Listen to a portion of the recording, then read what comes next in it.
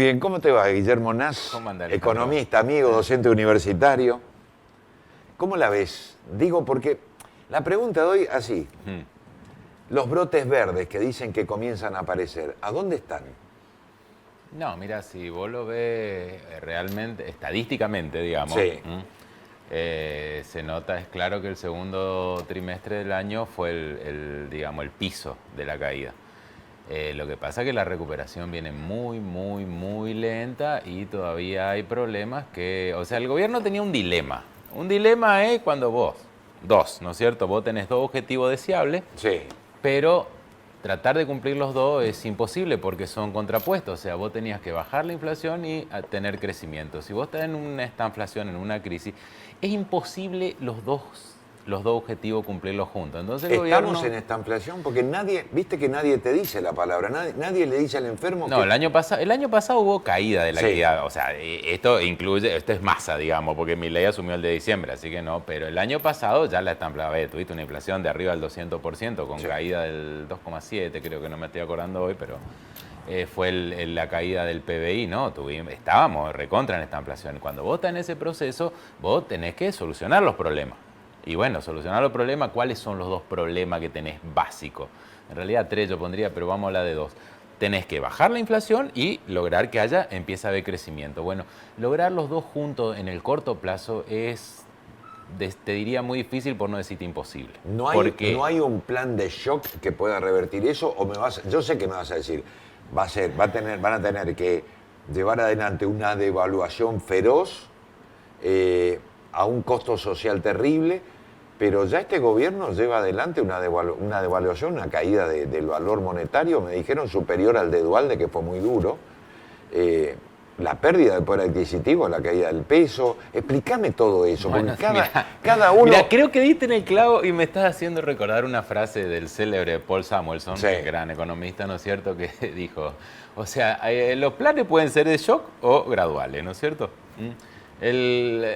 Ortodoxo o heterodoxo. Bueno, el ortodoxo gradual puede ser el caso de Chile, había nombrado, porque Chile fue ajustando y fue Sí. bajando su inflación y hoy Chile es lo que es, pero le llevó más de 10 años.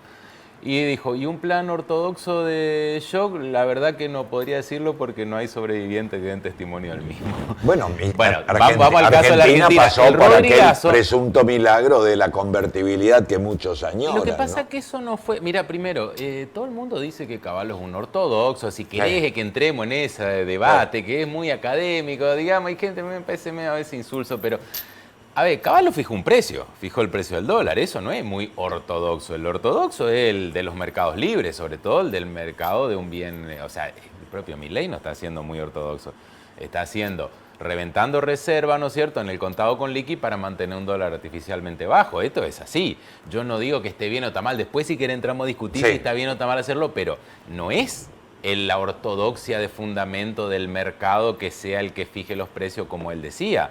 Él está interviniendo con reserva en el contado con liqui para que el dólar, la brecha, no se le dispare. Está haciendo lo mismo que él criticaba del kirchnerismo. Tampoco levanta el cepo, No levanta gradualmente el cepo, va eso no es quitando libre, no es exacto. muy libertad, ¿no es cierto? Entonces, lo que te digo es lo siguiente, o sea, yo, en tanto que critico la heterodoxia, o sea, me parece que un plan heterodoxo o partes, porque no, digamos, en el pizarrón es fácil definir esto es heterodoxo, esto es ortodoxo. Cuando te va a la realidad, un poco difuso es, pero digamos que había medidas adicionales que se podían poner o no, como para que esto no sea tan brusco. Esas medidas conllevan un riesgo. O sea, el plan austral había tenido una famosa tabla de desagio, por lo cual la inflación paraba abruptamente. Sí. En la convertibilidad no hizo falta un desagio porque prácticamente dolarizó y prohibió la indexación. Por eso te digo que decir que Caballo era tan ortodoxo o tan liberal, medio, si vos mirás las medidas, o sea, Caballo te fijó un precio, ¿no es cierto?, y te prohibió la indexación, o sea... No, si te va a la realidad no fue tan así. Era una economía represiva, digo, Lo que te pasa fijaban que- las condiciones y no te podías mover de ahí. Pasa que yo creo que ahí, o sea, si te vas a los argumentos más principistas, sí podés decir, eso atenta contra la libertad. Lo que pasa es que si vos estás en una crisis tal como estábamos en el 89 y algunas medidas represivas, como vos le decís, tenés que tomar. Sí. Y creo que acá algunas medidas represivas se tendrían que haber tomado, que no se tomaron en principio porque dijeron, no, que el mercado acomode. Bueno, pero que que entonces deja que el mercado acomode todo. No me diga que el mercado acomode tarifa, acomode esto y que no acomode el precio del dólar porque me estás metiendo en un problema. Está bien, pero con el pretexto o la promesa de acomodar el mercado, dijeron, si la industria no es competitiva, si el sector textil no es competitivo, si el automotriz no es competitivo, vamos a abrir la importación para que ustedes se dejen de hacer los vivos, muchachos. Y sin embargo eso tampoco pasó. Es decir, hoy, con una apertura de importación, ¿los precios se hubieran ubicado? Digo, hubiera estado más cerca de la realidad argentina. Mirá, como una de las medidas, Guillermo. La realidad argentina, que si vos haces una apertura a la importación, podés hacerla en los papeles, digamos, pero en la realidad no iba a ser tal cosa porque no tenés dólares para pagar. Tal cual, tal cual. Entonces, hablar de una apertura como se hizo, que todo el mundo recuerda, la gran apertura fue la de Martínez de O, ¿no es cierto? En el 76, en ese momento había dólares, había mucha guita, o sea, los países de la OPEP prestaban dólares a mansalva, se usó eso para generar el atraso cambiario y esta apertura. Pero igual, a ver, no es que, yo ya te digo, puede haber uno u otro si vos le proteges mucho, pero no, el problema de la competitividad argentina no es la avaricia de los empresarios, que solo acá son tan avaros. En realidad, el problema es que tiene tantas restricciones que hace que la industria todo es más caro. Cuando vos entras a analizar la carga impositiva argentina es tan cara y las regulaciones son tan complejas que hace que el país no sea competitivo. Aparte, faltó tanta inversión, tantos años de desinversión hace que no, ¿viste? Vos te quedaste con la asada mientras el otro ya compró el tractor, manejado por inteligencia artificial. ¿Cómo vas a ser competitivo? No le puedes pedir que sea competitivo de un día para el otro. Tiene que haber ahí sí entiendo yo, un gradualismo. ¿Cómo hace ese gradualismo? Dándole, ya que no podés ser competitivo, ya te voy advirtiendo que voy a empezar a abrir y vas a tener que competir. Y te voy a bajar los impuestos y te voy a dejar ser libre para que sea competitivo. Pero también te doy un tipo de cambio competitivo. Y vuelvo a insistir con lo mismo que te vengo diciendo hace... Hay algo que yo no estoy entendiendo por qué atrasa... Sí entiendo por qué atrasa tanto el tipo de cambio, pero en base a tu pregunta te digo esto. Si vos abrís todo, pero atrasás el tipo de cambio, le estás pegando un tiro en la sien a la industria, vas a destruir la industria. No por culpa de los industriales, sino por culpa de que con un dólar barato tus productos son mucho más caros que en el exterior, ¿no es cierto? Por el dólar que vos fijaste artificialmente, no porque los empresarios no estén en condiciones de competir. Bueno, pero en términos de regulación, este gobierno no desreguló mucho, no bajó mucho las retenciones agropecuarias. Está bien, no vienen inversiones, te bajo impuestos, pero va quitando de a poco, por centímetro, los impuestos. Entonces los costos argentinos están influenciados por la avaricia del Estado. ¿Te entiendo bien? Digo, esta copa tiene un costo de producción de 10 pesos. Para poder venderla, el fabricante de cristalería la tendría que vender a 15. Pero resulta que cuando lo vas a comprar sale 30, porque en el camino te cargaron todos los impuestos nacionales, provinciales, municipales. Es decir, el Estado argentino sigue siendo muy costoso y te sigue generando trabas. Entonces, ¿cómo crees que sea competitivo? Entonces no va a haber brotes verdes. ¿Cómo ves esto? Porque se cumplieron ayer 9 meses de este embarazo llamado Milei. Se cumplieron 9 meses. A ver, vamos, ya te vuelvo a decir. Si vos me preguntabas, me decías, haceme un diagnóstico simplista de lo que fue el año pasado, como para comparar, yo te digo, no, esto nos pegamos una piña contra la pared. Con este modelo, con Milei... Es decir, ¿es cierto cuando Milei dijo, zafamos de la hiper? Sí, para mí sí. A ver, es un contrafáctico, ¿no es cierto? Como al final no pasó, vos me podés decir, es mentira y nunca sabremos la verdad porque no pasó. Pero cuando vos mirás como... A ver, Alejandro, ¿cuánto había sido en el 22? ¿Cuánto había sido en el 21? 50 en el 20, sí. Pandemia mediante. ¿Cuánto fue en el 22? 90. De 90 te fuiste a 200 de inflación. ¿Cuánto te faltaba para una hiper? La hiper no hay, o sea, cuando una alta inflación, vos tenés que entender esto, no es un equilibrio estable que vos la puedas mantener a partir de una tasa elevada. Si vos el 90 no la podías mantener en 90, de 90 o tratás de combatirla o se te dispara, que es lo que pasó, se disparó a 200, pasó, bueno, sí. De 200 se te podía ahí, si vos mirá, hacés esa regla de 3 simple, nomás de 90 te fuiste a 200, ¿cuánto te podía ir el año que viene haciendo lo mismo? ¿Lo está siguiendo a Guzmán, el ex ministro de Economía? Que ahora sí, escuché. Ahora se convirtió en un tuitero serial diciendo qué habría que haber hecho con la economía, pero cometió un sincericidio. Admitió que el gobierno de Alberto Fernández le dijo, mantengamos a la gente encerrada en pandemia por una cuestión de beneficio político y económico. Es decir, nos viene jodiendo hace rato, Guillermo. Sí, el beneficio económico. El que nos jodió tiene la receta para salvarnos ahora. El beneficio económico era que, como se le daba la máquina, o sea, el país ya estaba en déficit, estaba con problemas, o sea, la pandemia, si algo te beneficia, como es una caída bruta de la actividad, te cae la inflación, que venía siendo el problema que tenía el país antes de entrar a la pandemia. Entonces él dice, mira, es fantástico esto, podemos emitir y la inflación va a caer porque están todos encerrados. Entonces, claro. bueno, pero el día que abría, un día tenía que salir de la pandemia, el día que abría y las cosas terminaron como terminaron. La gente iba a salir a consumir. Y de golpe había muchísimo más plata porque metiste a los pavotes, ¿no es cierto? Y al recuperarse la actividad, bueno, la inflación terminó como terminó. Recorrimos Caballo, no tan ortodoxo, heterodoxo. Me llevaste hasta Martínez de Oz con la plata dulce. Pasamos por tu especialidad del plan austral. No, ¿cuál te gusta? Lo charlamos un rato. Pará. Y me dejaste una palabra flotando. Sí. Cerremos con esto. Porque me dijiste, este es un despegue gradual. El gradualismo lo vivimos con Macri y sabemos cómo terminó. Hay gradualismo y gradualismo. Por eso, ¿es otro gradualismo? Es otro. No, convengamos una cosa. El gran error de Macri perdió una oportunidad de oro. El mundo le dijo a Macri bienvenido y compró la expectativa de Macri.